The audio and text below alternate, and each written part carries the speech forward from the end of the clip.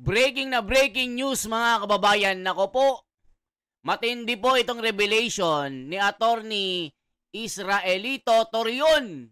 Binakbakan itong si Boying Rimulya ng Ombudsman. Tila meron na namang kidnapping na mangyayari. General Bato version. Halaka, gaya po nang nangyari kay Tatay Digong. Ipinakidnap papuntang ICC para ipakulong doon mga kababayan. Tila malalabag na naman ang ating kasarinlan. Nako po mga kababayan. Yari na naman itong si Boying Rimulya. Supalpal na naman dito kay Attorney Torion. Bending dalo na naman ito mga kababayan. Isa na namang Pilipino ang ipapakidnap para ibigay sa dayuhan. Halaka. At ano daw ang karapatan ni Rimulya na makialam? Nako po, mga kababayan, tila araw-araw na nagpapapreskon. Akala mo artista, hindi na alam ang kanyang trabaho bilang ombudsman. Puro preskon na lang. Halaka, mga kababayan. Ito daw ang pagtakip o isang sa mga nangyayari kasi mga kababayan na rally. Tila isasabay daw at tinatakot si General Bato para mawala ang issue ng malawakang rally. Nagaganapin na naman itong November 16 to 18. Napakalawak na rally, higanteng rally ito mga kababayan. So ngayon po, ito ang kanilang palabas.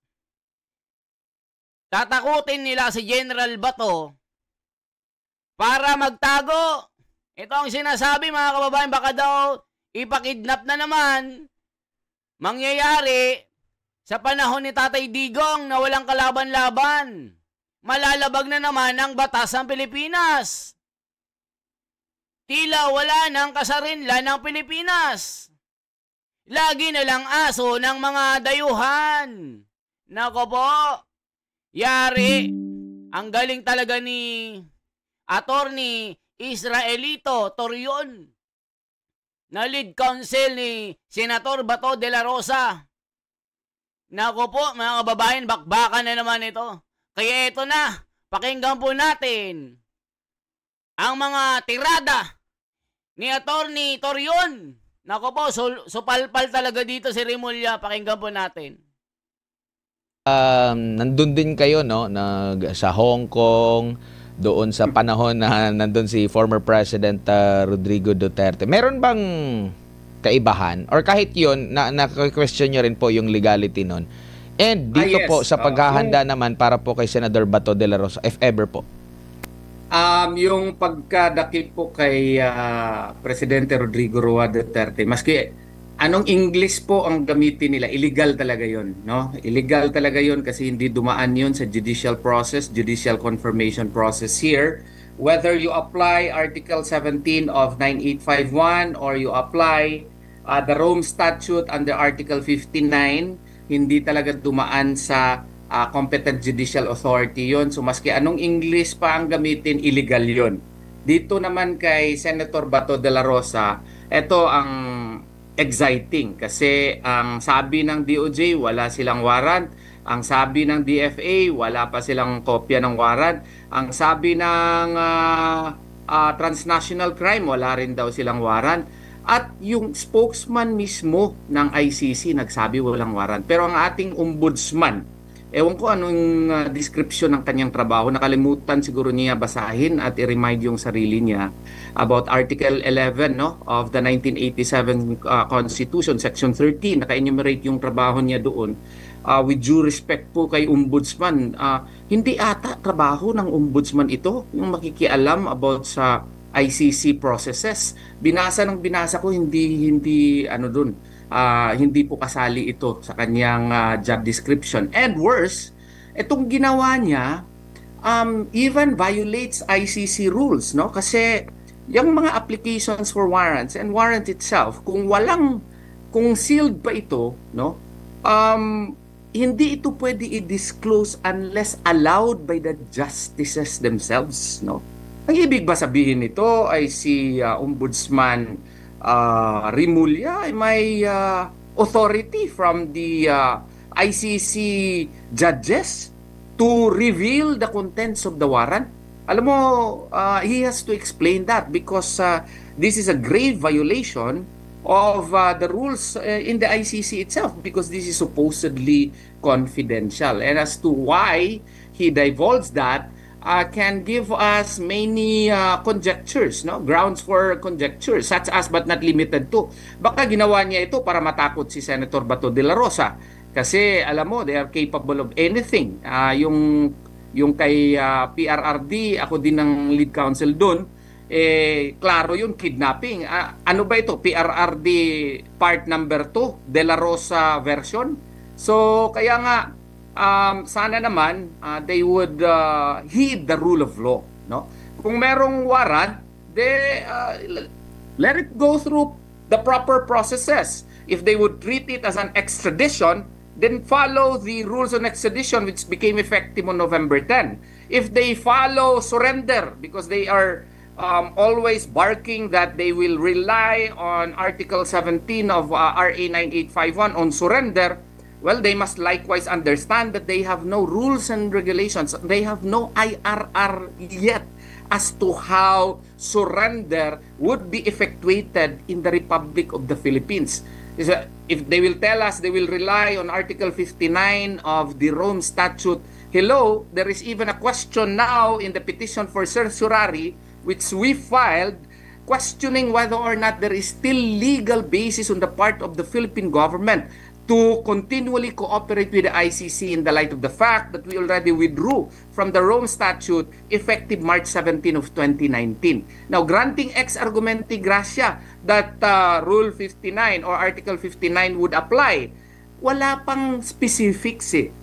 Like for example, pupunta ka daw ng competent judicial authority. Wala pa nga tayong rules of procedure. Ano ba itong competent judicial authority na ito? MTC ba? O RTC ba? Or Court of Appeals ba?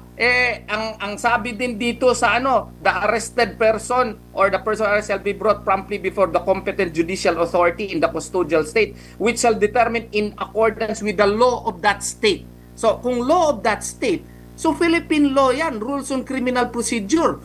Sa rules on criminal procedure natin, kailangan may warrant of arrest. It should comply with Article 3, Section 1 of the 1987 Constitution, which states that no person shall be deprived of life, liberty, or property without due process of law. So yan mga kababayan, ang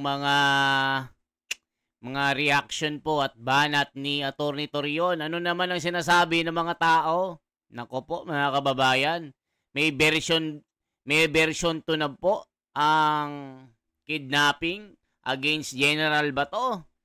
Gaya kay Tatay Digong, nako po, malalabag na naman ang kasarinlan ng Pilipinas. Yari na mga kababayan. Sinasadya yan para malihis yung atensyon sa corruption issue. Ingat ka, Senator Bato, walang batas-batas sa administrasyong ito.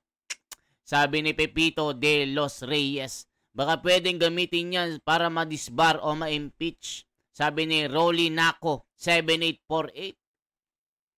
Ang ingay ni Rimulya. Sabi naman ni Armin Infinity. Nako po mga kababayan, nasanay na sa walang hiyaan itong law bender na ombudsman. Kahit kasi di sakop ng trabaho ni Bonjing, pinakikialaman niya yak-yak ng yak-yak. Nasasanay na itong mga taga-DOJ sa extradite, mali nga daw yun. Maraming salamat sa Attorney Torion. Ingat po kayo, Attorney. Question case ng Supreme Court for PRRD, update? Padami ng padami ang mga huda sa gobyerno. Kailangan nga siguro kalusin, DDS pasok halaka.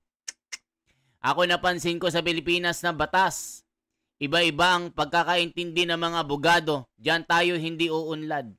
Alam kasi nilang hindi sila papayagan ng Supreme Court at DFA kapag idaan sa tamang proseso, kaya nga illegal gagawin ng Rimulya na yan.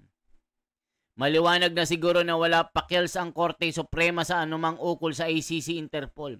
Dapat siya ang ma-impeach. Wala na siyang ginawa kundi mamulitika. Nako po mga kababayan ko.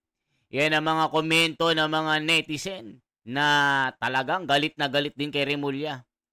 And as to how the due process of law would be observed, wala ding rules on procedure in so far as surrender is concerned. Kaya nga, with utmost due respect doon po sa ating kaibigan na prosecutor po na self-executing daw yung Section 17 of RA 9851. With utmost due respect, I digress and I do not agree simply because of the fact that the self-executing provision or non-self-executing provision per Manila Prince Hotel case which he cited applies only to constitutional state principles. It does not apply to statutes because statutes require publication. It requires the passage of implementing rules and regulations, and to a certain degree even kung may penal provision, kailangan ka pa magpasa doon sa what you call this sa UP Law Center, no? So kaya hindi talaga yan self-executing provision. Hindi pa nga naka-define yung rules of procedure po. Kaya medyo mali po. Opo, attorney, nakikita nyo rin po ba na kasi nagbabasa rin ako ng mga komento, marami din sa mga kababayan natin, alam nyo naman, nag-aanalisa.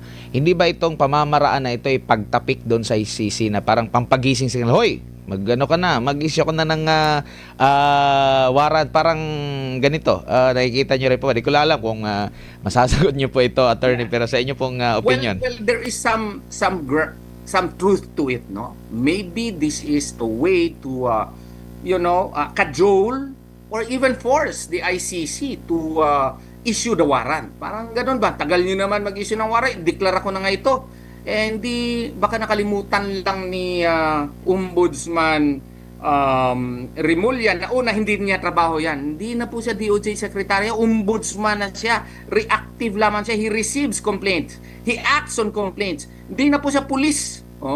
Tapos pangalawa, bawal po mag-reveal ng mga sealed matters doon sa ICC. Nandun yan sa rules ng ICC unless lang allowed by the judges. Ang O, kita nyo mga kababayan, pati yung trabaho ng ICC, pinasok na ni Remulla. Talagang bending dalo ito mga kababayan. Magkakaroon po ng version 2. Dati kay PRRD, pinakidnap nila na wala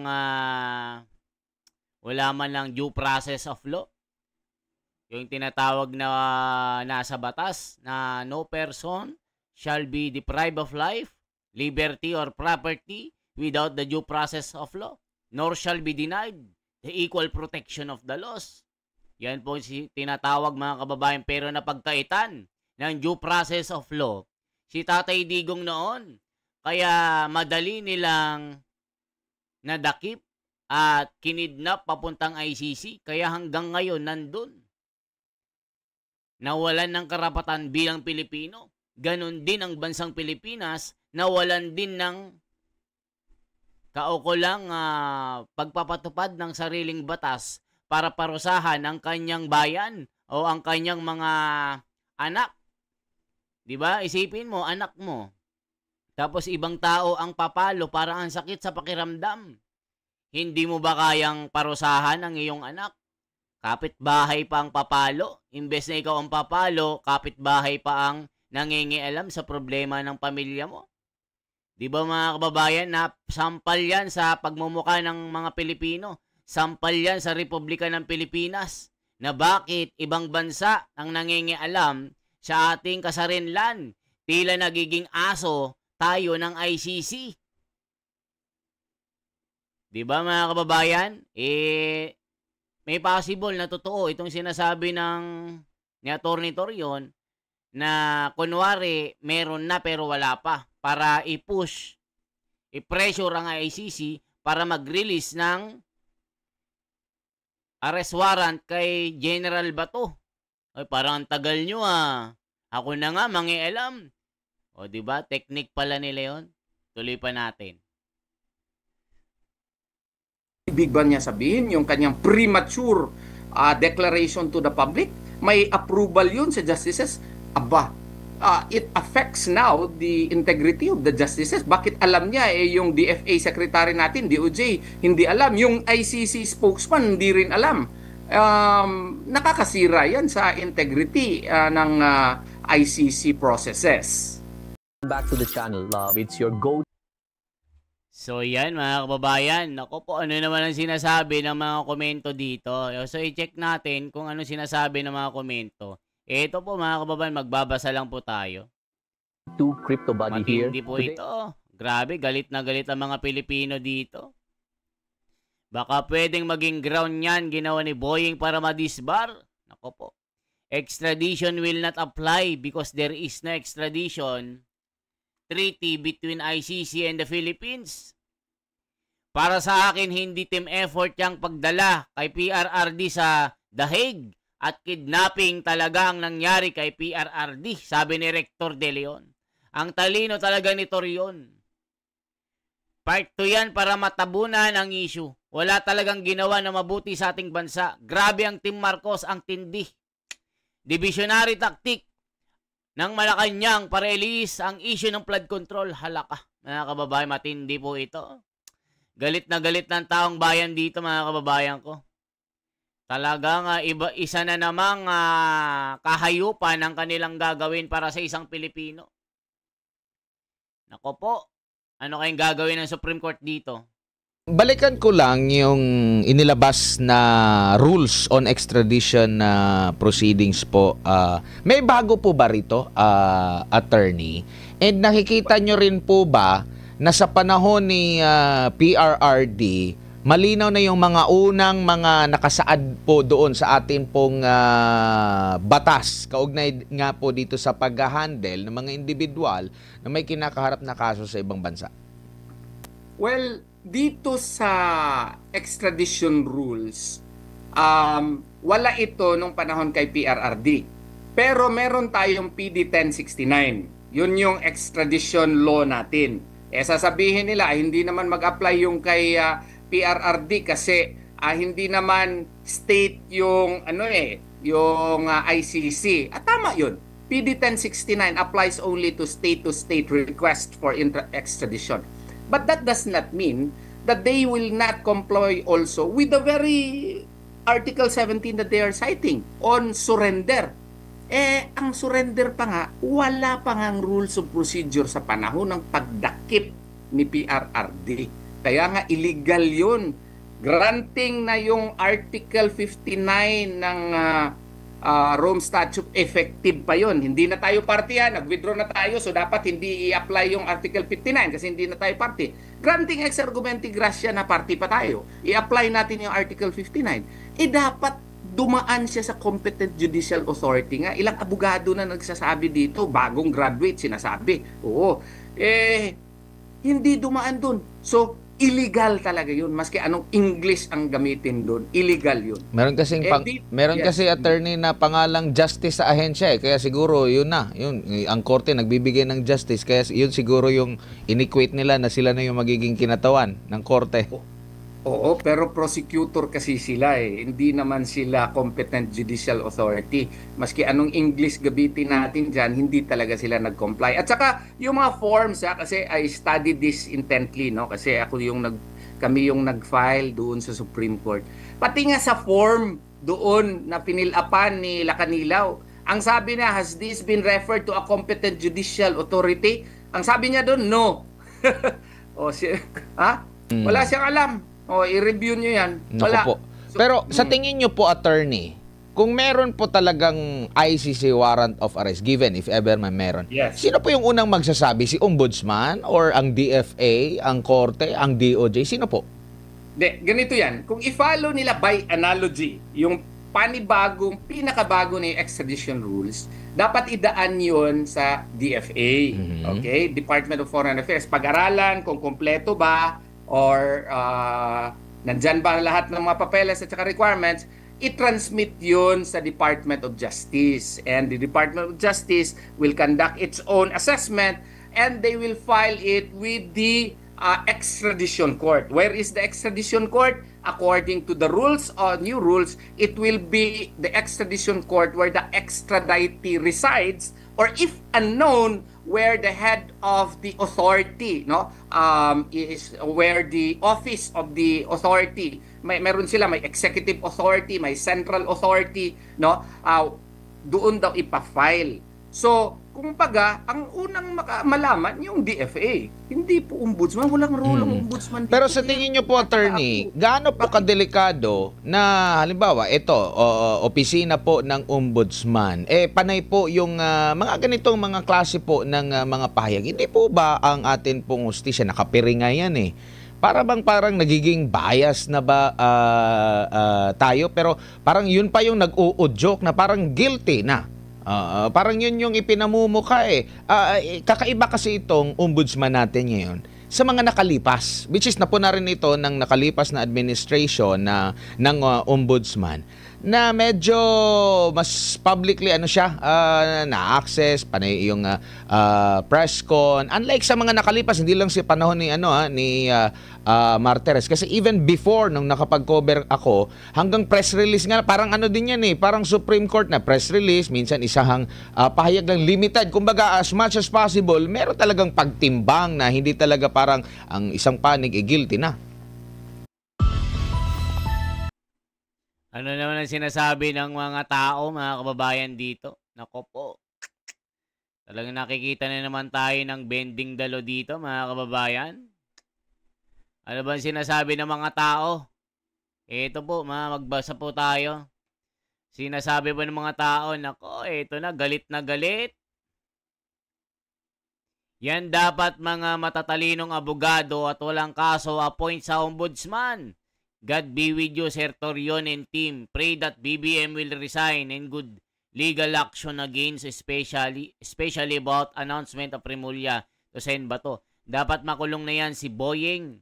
Good day po mga kawani ng SMNI sa lahat nating mga kababayan saan man panig ng mundong ito. Mabuhay ka, Atty. Torion. Ano ko po, ito talaga. Matindi na talaga itong nagaganap na bending dalo. Ano masasabi ng mga viewers natin? Tama ba ang ginagawa ni Remulla dito? Na tila may version 2 ni PRRD. Nako po, ito. Bigyan pa natin ng pasada ito, mga kababayan. Ito pa po. Una sa lahat, no, I have to agree with you, sir, na unique talaga itong ombudsman natin ngayon. Kasi, ombudsman is supposedly the primordial agency which has constitutional authority to act on complaints against public officers. And they are supposed to be, hindi katulad sa kanya na meron pang radio program, no? May radio program palagi sa press conferences. Unique talaga ito siya.